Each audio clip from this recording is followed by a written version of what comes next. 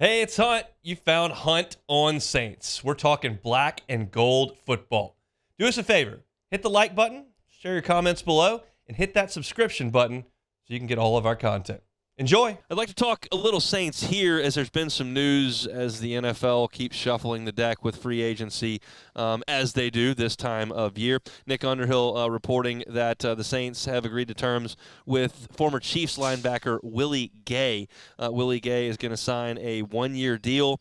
It's worth up to $5 million. It's a $3 million contract right now, but there's some incentives that are in there. And this is essentially the replacement for Zach Bond. We know the story with Zach Bond. The Saints used a draft pick on him, and it just never really worked out. The only times you really saw Zach Bond flash as a member of the New Orleans Saints were rushing the passer, and he did that a little bit this year. But that was not primarily what the Saints asked him to do, and it just didn't work. I have a lot of confidence that Zach Bond will be a productive player in Philadelphia. I also feel like, based on what they're asking in Dennis Allen's defense of the linebacking core, that Willie Gay is going to be a bit of an upgrade here. Now, Willie Gay was a second-round pick out of Mississippi State. I'll get to that story here briefly, but we're just talking NFL. He's been with Kansas City for 4 years. He's 26 years old, and the stats are not eye-popping. 1 sack as a rookie in 2020, half a sack in 2021, 2.5 in 2022, and 1 last season. As far as tackles go, his high was 2 years ago. That was an 88 tackle season, 9 of them for losses. For Kansas City this past year, he played about 65% of their snaps. So not an every down linebacker, but a productive one. He's a very good athlete. He can play sideline to sideline, and I think is a better fit for this Saints defense than what Zach Bond was, who kind of seemed to be like a fish out of water in New Orleans. I'll just be honest. I don't think that's Zach Bond's fault, and I think it's a little bit the Saints' fault, but the Saints have an idea of what they want that linebacker spot to do, and I think Willie Gay is a better fit there. We know what Demario Davis has been. I have my doubts about whether he'll be exactly that at the end of 2 years from now with his 2-year contract extension. But today, we know what he is, and that's very, very good. And you feel like Pete Werner is a solid inside backer. I think you add Willie Gay to this mix as a replacement for Zach Bond, and all of a sudden, you've strengthened your team. I think this is a quality move. Willie Gay is a guy that we've known forever around Baton Rouge because he's a product of the state of Mississippi. He was very much within LSU's crosshairs on the recruiting trail. He's committed to Ole Miss, then decided he didn't want to go to Ole Miss. LSU thought they were very much in it on signing day. He ends up signing with Mississippi State. He ends up being allegedly one of the guys who talked and was on the back end of the Hugh Freeze situation and got Ole Miss in trouble and all of that kind of stuff. None of that matters to the Saints, but he's just a guy that we've been very familiar with, and he's been a part of a great organization that this year fielded one of the best defenses in the NFL. I like this a lot. This is a guy who is young at 26, who is cheap on a one-year deal. I'm good with that. As I look at these Saints deals, I continue to evaluate age and price. This checks both boxes. Now, you need him to be productive as probably your third backer, but I think this one really works. I like it. The other piece of Saints news that we got was a restructuring of Ryan Ramczyk's deal. The biggest thing for me on this deal is not the conversion into a signing bonus. It's not moving the cap room, which is also vital. This, to me, looks like, again, from the outside, that Ryan Ramczyk is going to feel healthy enough to play next season. I don't know how close he was to calling it a career. I don't know. But that option was on the table, and it wasn't something that was just made up out of thin air. This knee issue has gone on for a long time, relatively speaking, in NFL times.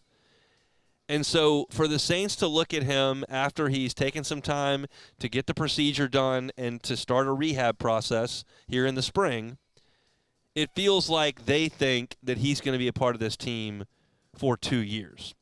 I'm not the salary cap guru. I'm going off of New Orleans.football's Nick Underhill's reporting here. He was due $17 million as in non-guaranteed base salary this season. And combine that with the signing bonus proration for the cap hit, it's more than $27 million.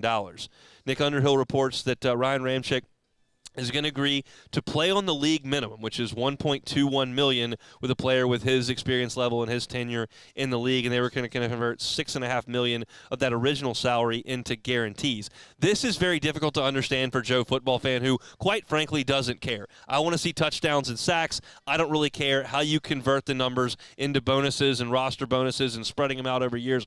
That is difficult for me to follow, and I don't really care about it. But the fact of the matter is that there's still some things we're not sure about with this restructure. What it does seem to indicate is that Ramczyk is not about to pick up the phone and say, I can't go anymore. And if that was the case, it does change what the Saints want to do as far as free agency and in the draft. Because you have a decision to make with Trevor Penning, which probably is not going to be made until deep into training camp because he's going to be on the team. You have a decision to make with Andrews Pete, whether you're going to move forward with him at left tackle or if he's going to be a guy that may have to move to right tackle because Ramczyk's not there. You have a decision to make with Ramczyk. The interior feels fairly settled. What is James Hurst's situation, we'll kind of see. But you are going to have to make some real decisions on tackle.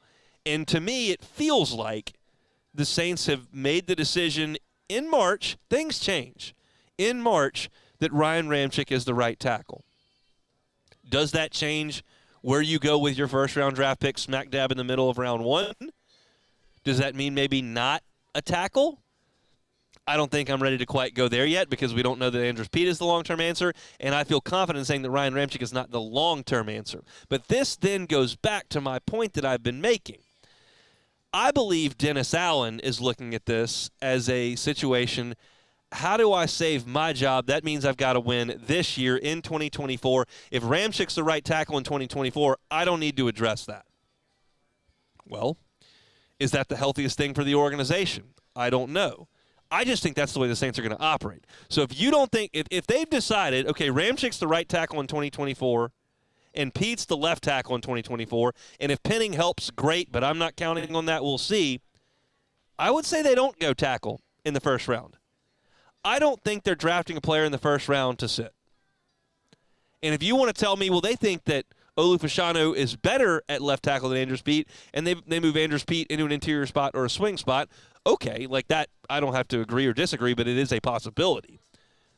But I just continue to think, based on the situation that we all understand, these first 2 years under Dennis Allen have not been up to standard, and if there's another substandard year, usually after 3 of those in the NFL, you don't get another shot. Why am I drafting somebody to pick up where Ryan Ramczyk leaves off in a year or 2? I'm not.